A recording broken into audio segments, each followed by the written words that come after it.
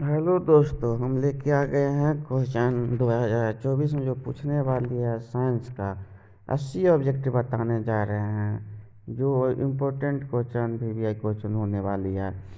पहला क्वेश्चन देखते हैं। समतल दर्पण क्या होती है? अवतल कोण परावर्तन कोण के बराबर नहीं होती है। आपतन कोण परावर्तन कोण के बराबर नहीं होती है। आपतन कोण परावर्तन कोण से बड़ा होती है। आपतन कोण परावर्तन कोण से छोटा। याद कर लीजिए दोस्तों, आपतन कोण परावर्तन कोण के बराबर होती है। नेक्स्ट क्वेश्चन है, प्रकाश एक माध्यम से दूसरे माध्यम में जाती है तब प्रकाश का अपवर्तन क्या होती है? याद कर लीजिए, इसका आंसर होगी जब भी प्रकाश एक माध्यम से दूसरे माध्यम में जाती है प्रकाश की चाल में परिवर्तन होती है। प्रकाश की चाल में परिवर्तन होती है। क्लोरोफिल वर्णक का रंग कैसा होता है?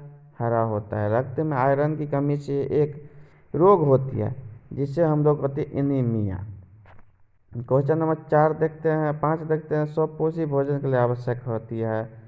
याद कर लीजिए, स्वपोषी के लिए chlorophyll, Surya Prakash, H2O, CO2 इनमें से सभी की जरूरत होती है। निम्नलिखित में कौन सा पदार्थ लेंस बनाकर उपयोग नहीं किया जा सकता है? याद कर लीजिए दोस्तों, मिट्टी। एक उत्तल लेंस की क्षमता 1 डायोप्टर है तो उस लेंस की फोकस दूरी कितनी होगी? याद कर लीजिए 100 सेंटीमीटर। किसी गोलीय दर्पण तथा किसी पतले गोलीय लेंस दोनों के फोकस दूरी -15 सेंटीमीटर। दर्पण का लेंस कौन सी होगी? याद कर लीजिए दोनों अवतल होगी। सामान्य नेत्र की दूर बिंदु कितनी होती है? अनंत होती है। जो नेत्र निकट की वस्तुओं को साफ साफ नहीं देख सकता है उस नेत्र में क्या होती है? याद कर लीजिए दूरदृष्टि दोष। प्रकाश संश्लेषण के द्वारा किसकी उत्पत्ति होती है? याद कर लीजिए ग्लूकोज। मनुष्य के शरीर की सबसे बड़ी ग्रंथि क्या होती है? लीवर। ग्लाइटर अथवा घेघा पनपता है, कठिन से पनपता है दोस्तों। याद कर लीजिए आयोडीन की कमी से। मानव नेत्र किसी का लेंस नहीं होता। याद कर लीजिए उत्तल लेंस। मानव नेत्र का प्रतिबिंब निम्न में किस भाग पर बनता है? याद कर लीजिए रेटिना। टिंडल प्रभाव की कौन सी परिघटना प्रदर्शित करता है? याद कर लीजिए प्रकाश का परिकीर्णन। एक कूलम विद्युत आवेश कितने इलेक्ट्रॉन में पाए जाते हैं? तुल्य होते हैं। याद कीजिए 6.25 × 10⁻18 यानी क्वेश्चन है कूलम आवेश कितने इलेक्ट्रॉन पर समावेशी होती है। नेक्स्ट क्वेश्चन है, एक मीटर का परिसार 0.3 एम्पियर है और इस एम्पियर स्केल पर बीजाणुओं की संख्या 30 है। मीटर का मापांक कितनी होगी? 0.01 एम्पियर। थायरॉक्सिन का स्राव कहाँ से होती है? थायराइड से। कहाँ से होती है? थायराइड से। मानव में डायलिसिस थैली क्या होती है? नेफ्रॉन होती है। भोजन का पचना किस प्रकार का अभिक्रिया होती है? उपचयन। विद्युत आवेश का ऐसा मात्रक क्या होती है? याद कर लीजिए दोस्तों कूलम। अति भार के समय विद्युत परिपथ में विद्युत धारा का मान क्या होती है? बहुत बढ़ जाती है। 2 ओम, 3 ओम, 5 ओम, 6 ओम प्रतिरोध के 4 कुंडली को श्रेणी क्रम कर 64 वोल्ट की एक बैटरी से जोड़ा जाता है तो कुंडली के सिरों के बीच की विभवांतर कितनी होगी? 8 वोल्ट। एंटीनिल हार्मोन स्रावित होती है। याद करें अधिवृषण से। नेक्स्ट क्वेश्चन है, पुष्पीय पादपों में लैंगिक जनन होता है। याद करिए फूलों द्वारा। निम्नलिखित में कौन लैंगिक जनन संचालित रोग है? सभी। निम्न जनसंख्या नियोजन के पुरुषों द्वारा उपयोग में लाए जाने वाला सरल विधि क्या है? कॉन्डम। जनसंख्या नियंत्रण के लिए स्त्रियों द्वारा अपनाई जाने वाली एक सर्जरी विधि कॉपर स्त्री नसबंदी। किसी विद्युत धारावाही सीधी लंबी परिनालिका के भीतर चुंबकीय क्षेत्र क्या होती है? याद करिए सभी बिंदुओं पर समान होते हैं। चालक पारोपित विद्युत बल्ब क्या होते हैं? चुंबकीय क्षेत्र की दिशा में होते हैं। 32वां क्वेश्चन है, सबसे प्रबल लवण कौन है? NaCl। सॉरी एल छूट गया, NaCl। सर्वोत्तम हाइड्रोकार्बन क्या है? मीथेन। कार्बन हाइड्रोजन से संयोग का क्या बनाता है?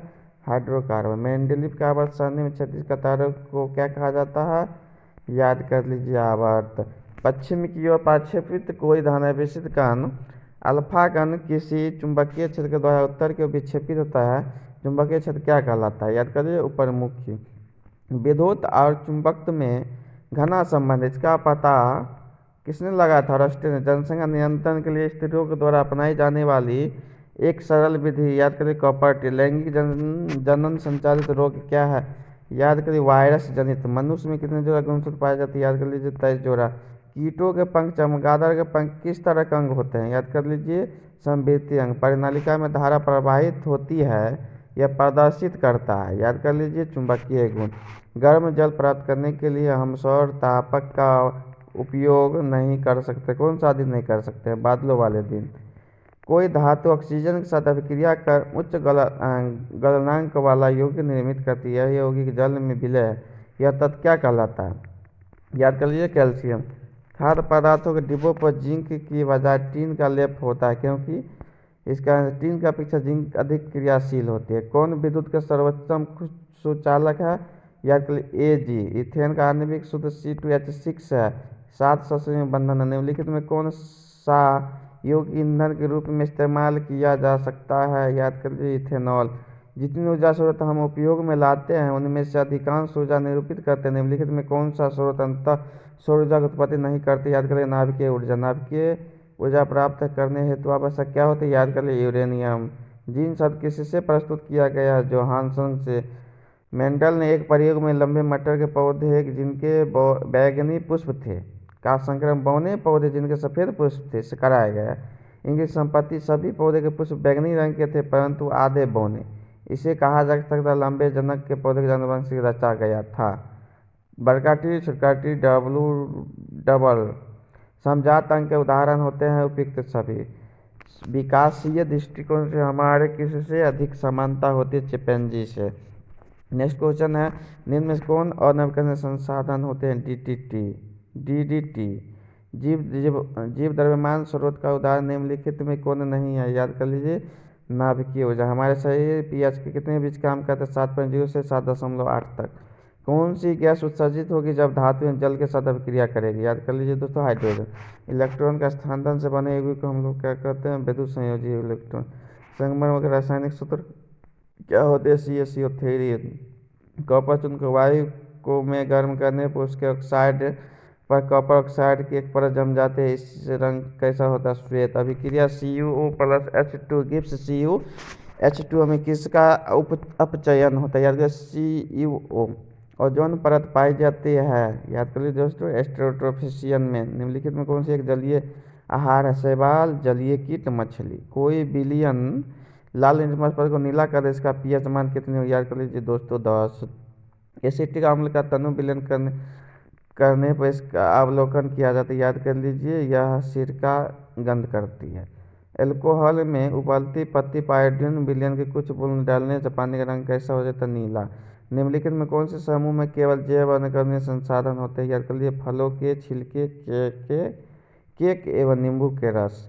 कोयले या पेट्रोलियम किस प्रकार की ऊर्जा के स्रोत है? याद कर लीजिए नवकरणीय। ऊर्जा की गैर पारंपरिक स्रोत होती है उपयुक्त सभी। किसी भी उदासीन विलयन का pH मान होती है 7। निम्नलिखित में कौन सा लवण है? याद कर लीजिए K2SO4। निम्नलिखित में कौन सा धातु? याद कर लीजिए कार्बन। निम्नलिखित में कौन सा उपधातु? याद कर लीजिए Ge। मेंडलीव के तत्व वर्गीकरण का आधार क्या है? परमाणु द्रव्यमान। नेक्स्ट क्वेश्चन है, आबंध बनाते समय अधातु इलेक्ट्रॉन ग्रहण करती है, अतः ये क्या होती है? विद्युत के ऋणात्मक। किसी समूह में इलेक्ट्रॉन त्यागने की प्रवृत्ति होती है एक समान। आधुनिक आवर्त सारणी में कौन सा आवर्त अभी तक अधिक उधर रहा है? याद करिए 7वां आवर्त। कुटपाद किसमें होता है? याद कर लीजिए दोस्तों अमीबा। प्रकाश संश्लेषण क्या होती है? दिन में कि रात में कि सुबह के शाम? याद कर लीजिए दोस्तों दिन में। हम मिलते हैं फिर नेक्स्ट वीडियो के साथ।